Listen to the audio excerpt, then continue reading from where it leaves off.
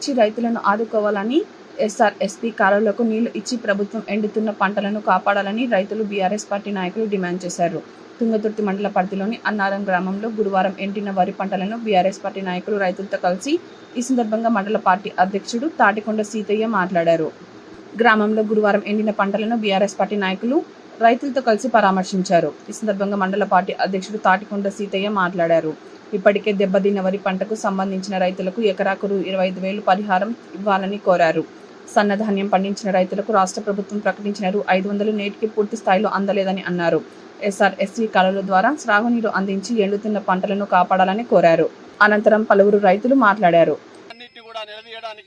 అవకాశం ఉంటది, అవసరం ఉంటది కాబట్టి మీరందరూ కూడా స్థానిక సంస్థల ఎన్నికలలో కాంగ్రెస్ కు వ్యతిరేకంగా బీఆర్ఎస్ అభ్యర్థులు గెలిపించాలని మిమ్మల్ని కోరుకుంటూ జై తెలంగాణ, జై తెలంగాణ, కేసీఆర్ గారి నాయకత్వం, కేసీఆర్ గారి నాయకత్వం. ఇవాళే ఎండిపోయిన పంటలకు ఎకరానికి 25,000 రూపాయల నష్ట పరిహారం, ఎండిపోయిన పంటలకు ఎకరాకు 25,000